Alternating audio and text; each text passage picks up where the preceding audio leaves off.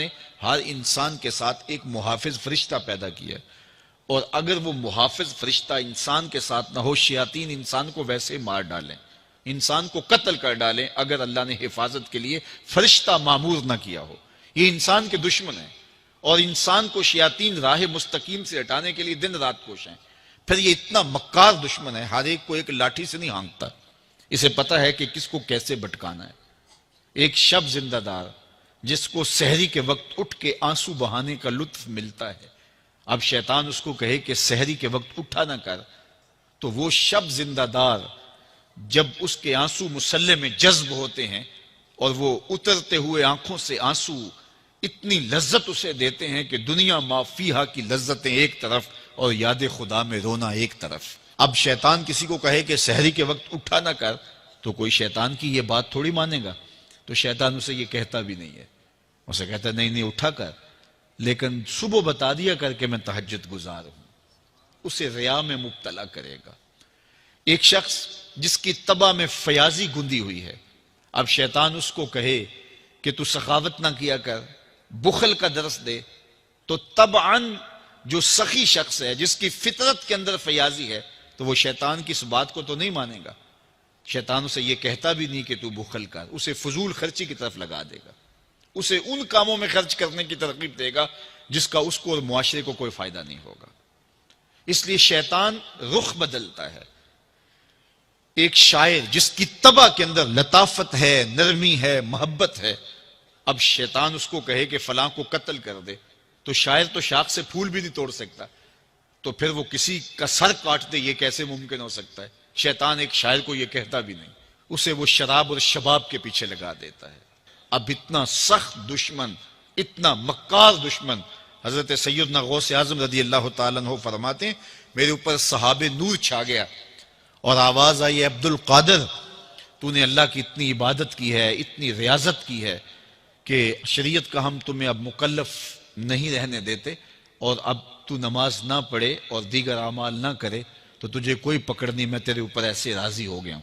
تو ایسے بادل سے آواز آئی، کہتے ہیں مان میرے دل میں خیال آیا کہ اگر عبادت کا مکلف نہ ہونا ہوتا تو امام الانبیاء صلی اللہ علیہ وسلم سے بڑھ کر کون اللہ کا مقرب تھا۔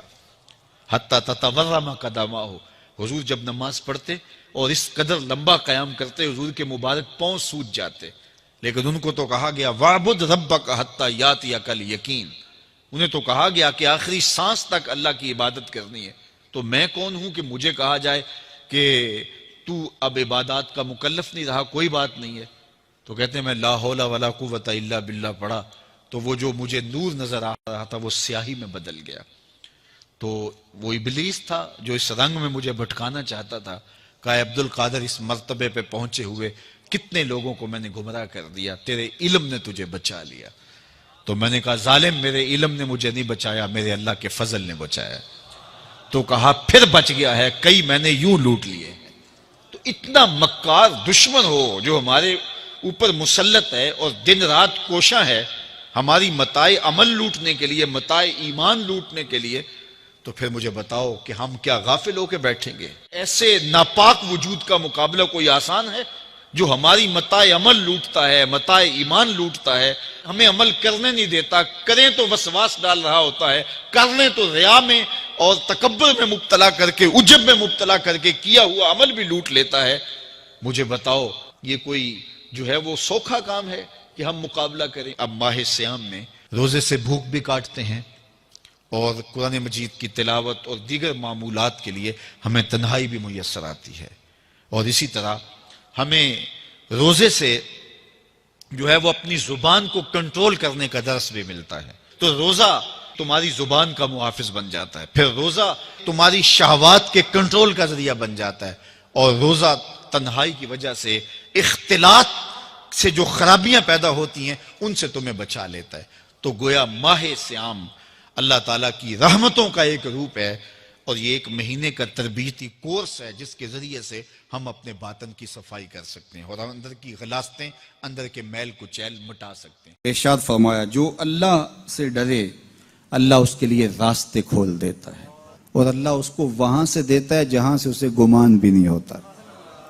وَمَن يَتَوَكَّلْ عَلَى اللَّهِ فَهُوَ حَسْبُهُ، اور جو اللہ پر بھروسہ کرے اللہ اس کے لیے کافی ہو جاتا ہے، اس کی ضروریات کا وہ خود کفیل ہوتا ہے اور اس کے کام اس کے ذمہ کرم پہ ہوتے ہیں، کو ہو کے دیکھے اس کا۔ تو جو اللہ سے ڈرے اللہ اس کے لیے راستے بناتا ہے۔ حضرت عوف بن مالک رضی اللہ تعالی عنہ الاشجعی حضور کی خدمت میں حاضر ہوئے اور عرض گزار ہوئے کہ میرا بیٹا سالم مشرکین کی قید میں ہے اور میں فاقوں کی حالت میں ہوں، تو فرمایا آل محمد کے پاس ایک سیر جو ہیں، بس اس کے علاوہ ہمارے پاس بھی کھانے کے لیے دنیاوی اسباب نہیں ہیں۔ کہا صبر کرو اور اللہ سے ڈرو اور لا حول ولا قوت الا باللہ کثرت کے ساتھ پڑھو۔ یہ ایسا وظیفہ ہے، ایک حدیث پاک میں آتا ہے کہ یہ 99 بیماریوں کا علاج ہے، اس میں سب سے کم درجے کی بیماری ہم اور غم ہے، یہ دکھوں کا مداوع ہے، مشکلات کا علاج ہے، اور یہ وظیفہ میرے حضور نے بتایا۔ حضرت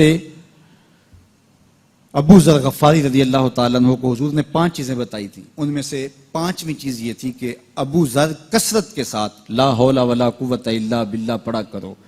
فرمایا عرش الہی کے نیچے ایک خاص خزانہ ہے، یہ وظیفہ وہاں سے آیا ہے، یہ زندگی میں معمول بنا لو، جب پھنس جاؤ مشکلات میں آ جاؤ تو لا حول ولا قوت الا باللہ پڑھو، اللہ راستے کھولے گا۔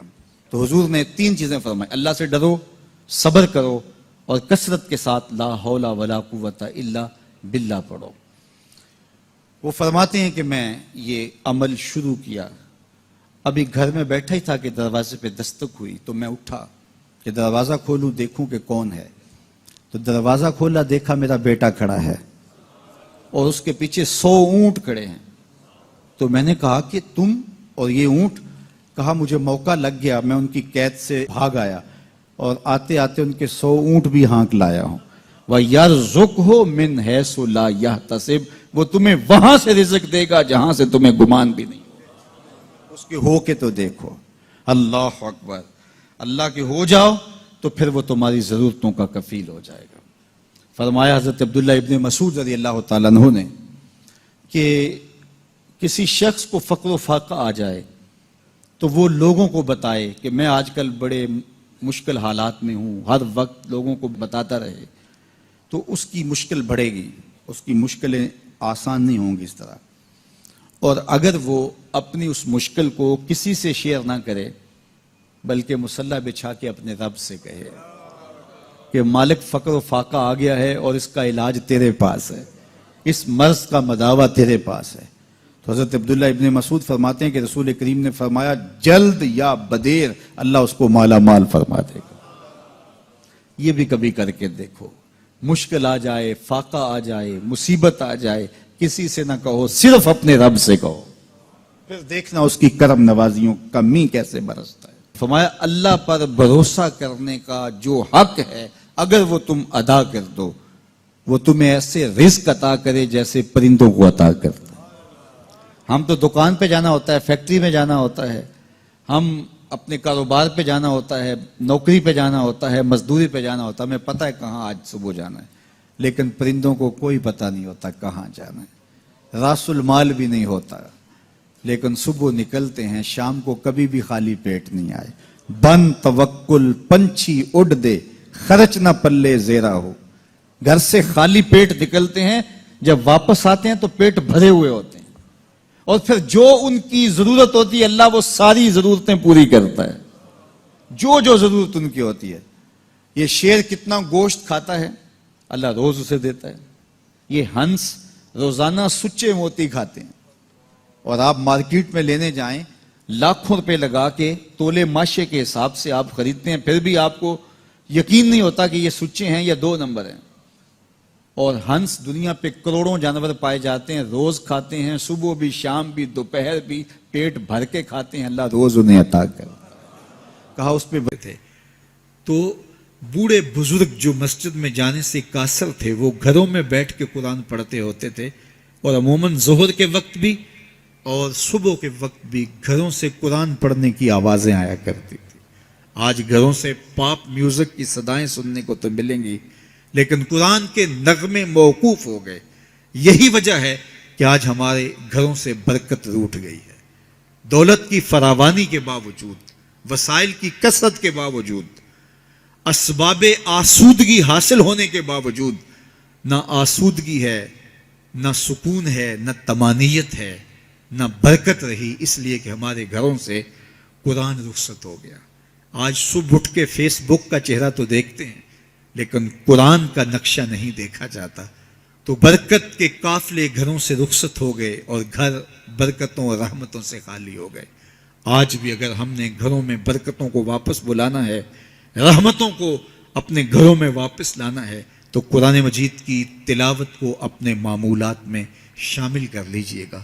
پھر گھر میں آسیب کا سایہ نہیں ہوگا، ٹونا اور جادو نہیں ہوگا. پھر کسی بابے اور ملنگ کے پاس جا کر کے آپ کو اپنے مسائل نہیں بتانے پڑیں گے. آپ کے گھر میں قرآن ہے، سارے دکھوں کا علاج اسی مرشد کے پاس ہے. ساری مصیبتیں اور ساری مشکلیں اور سارے مصائب اسی قرآن کے دامن سے دور ہوتے ہیں اور اسی قرآن سے وابستگی سے گھر میں برکتیں اترتی ہیں. پھر آپ کو نہ آسیب، نہ جادو، نہ ٹونا، اور نہ کسی نے کوئی بندش کی ہے، نہ کسی نے کوئی مسئلہ کیا ہے، کچھ نہیں ہوگا. آپ کے گھروں پہ رحمتوں کے سائے ہوں گے، اس لیے کہ آپ کے گھروں میں قرآن جب تلاوت ہوگی تو رحمتوں کے فرشتوں کا نزول ہوگا. تو جب رحمتوں کے فرشتے تمہارے گھر میں اتریں گے تو پھر کوئی مصیبت، کوئی پریشانی، کوئی بندش، کوئی دکھ آپ کے گھروں میں نہیں ہوگا. اس لیے قرآن مجید کی تلاوت کو اپنے معمولات زندگی میں شامل کیجئے. دیکھیے یہ رمضان المبارک کا مبارک مہینہ اکثر گھروں کے اندر قرآن مجید کی تلاوت کا معمول رہا، اور جو دن باقی ہیں ان ایام میں تلاوت کلام مجید کا معمول باقی رہے گا. تو اس کی برکتیں آپ اپنی آنکھوں سے دیکھ رہے ہیں. اور اگر یہ پورا سال ہمارے گھروں میں معمول باقی رہے، ہماری صبح کا آغاز ہی قرآن مجید کی تلاوت سے ہو، بیٹیاں بھی قرآن کھول کے صبح بیٹھ جائیں اور بیٹے بھی قرآن کھول کے بیٹھ جائیں، بوڑھے بھی قرآن کھول کے بیٹھ جائیں، جوان بھی قرآن کھول کے بیٹھ جائیں، تو مجھے بتائیے کہ کتنی رحمات اور کتنی برکات کا گھروں میں نزول ہو. تو اس لیے اپنے گھروں میں قرآن مجید کی تلاوت کے معمول کو کبھی بھی ترک نہ کیجیے. چاہے روز کے 2 صفحے پڑھیے، قرآن مجید کی تلاوت کے معمول کو باقی رکھیے. اور اگر اللہ آپ کو نصیب کرے تو اس کو مفہوم اور ترجمے کے ساتھ پڑھنے کی کوشش کیجیے، تاکہ قرآن کا جو ہمارے نام پیغام ہے وہ بھی ہم سمجھ پائیں کہ قرآن ہمیں کیا بتا رہا ہے اور ہمیں کیا میسج دے رہا ہے، تاکہ ہماری زندگیاں اس پاکیزہ کتاب کی روشنی اور کتاب کے اجالوں میں بسر ہو. اور یہ کتاب اللہ کا تیسرا حق ہے کہ اس کو مفہوم و مطلب کے ساتھ سمجھنے کی کوشش کریں. یہ ہمارے رب کا ہمارے نام پیغام ہے. آپ کے کسی دوست کا، کسی ملنے والے کا آپ کے نام خط آ جائے اور وہ اس زبان میں ہو جو زبان آپ نہ جانتے ہوں، تو اتنی دیر تک آپ مطمئن نہیں ہوتے جب تک اس کے مندرجات سمجھ نہیں لیتے، کسی ایسے شخص سے وہ مضمون جان نہیں لیتے جو وہ زبان جانتا ہو. تو ہمارے رب کا ہمارے نام یہ میسج ہے، ہمارے نام یہ پیغام ہے رسول کریم صلی اللہ علیہ وآلہ وسلم کی وساطت سے. تو ہمیں اس کو سمجھے بغیر چین کیوں آ گیا ہے؟ تو ہم اس پیغام کو سمجھیں کہ ہمارا رب ہمیں کیا فرما رہا ہے، کن امور کا حکم دے رہا ہے اور کن باتوں سے ہمیں روک رہا ہے. اگر ہم قرآن مجید